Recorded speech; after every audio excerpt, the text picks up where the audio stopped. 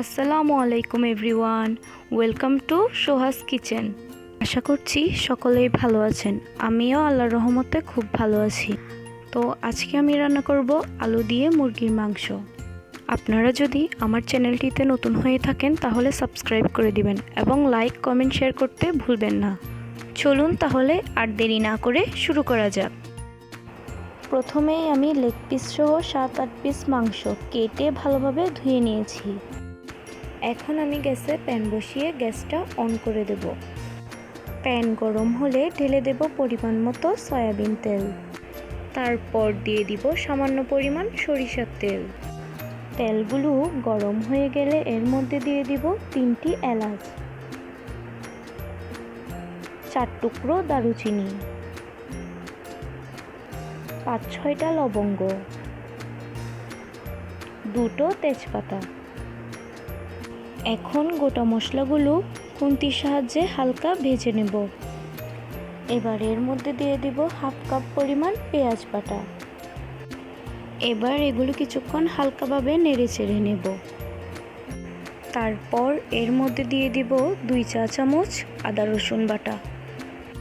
এবার মশলাগুলো ততক্ষণ পর্যন্ত নেড়ে চেড়ে ভেজে নেব যতক্ষণ না পর্যন্ত এর কাঁচা ভাব চলে যায়।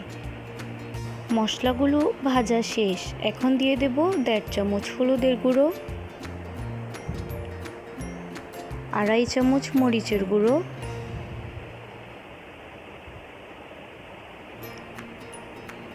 1 চামচ ধনিয়ার গুঁড়ো। মশলাগুলো কিছুক্ষণ নেড়ে চেড়ে এর মধ্যে একটু পানি দিয়ে ভালোভাবে কষিয়ে নেব। এই পর্যায়ে এর মধ্যে দিয়ে দেব পরিমাণ মতো লবণ। এখন মশলাগুলো অনবরত নেড়ে চেড়ে দেব। আমার মশলা কষানো অলমোস্ট ডান। এই পর্যায়ে চুলার ফ্লেমটা একদম লো করে দিয়ে 2 মিনিটের জন্য ঢাকনা দিয়ে ঢেকে দেব। তো 2 মিনিট পর চলে আসলাম। আপনারা দেখতেই পাচ্ছেন তেলগুলো মশলার উপর একদম উঠে এসেছে, অর্থাৎ আমার মশলা কষানো ডান। এখন এর মধ্যে দিয়ে দিব কেটে রাখা মাংসগুলো।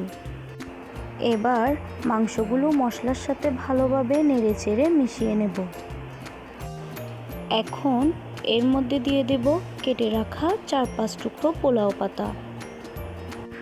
তারপর ঢাকনা দিয়ে আবারও ঢেকে দেব প্রায় 10 মিনিটের জন্য। তো 10 মিনিট পর আবারও চলে আসলাম। আমি এখানে অফ ক্যামেরায় 1 কাপ মতো পানি দিয়ে নিয়েছিলাম। দেখুন আমার মাংস কষানো প্রায় শেষ। এখন আমি এর মধ্যে দিয়ে দেব কেটে রাখা কয়েক টুকরো আলু।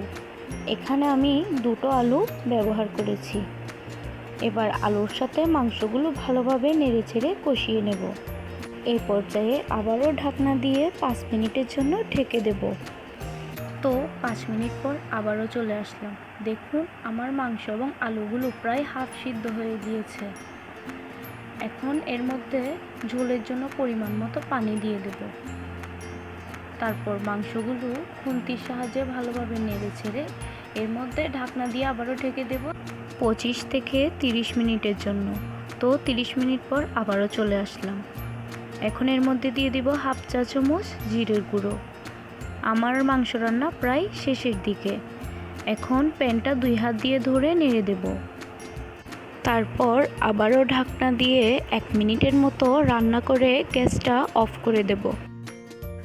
তো এটা হচ্ছে ফাইনাল রেজাল্ট। দেখুন কতটা লোভনীয় হয়েছে। চাইলে আপনারাও একবার বাসায় ট্রাই করে দেখতে পারেন। আজ এ পর্যন্তই। দেখা হচ্ছে নতুন কোনো ভিডিওতে। সে পর্যন্ত ভালো থাকবেন। আল্লাহ হাফেজ।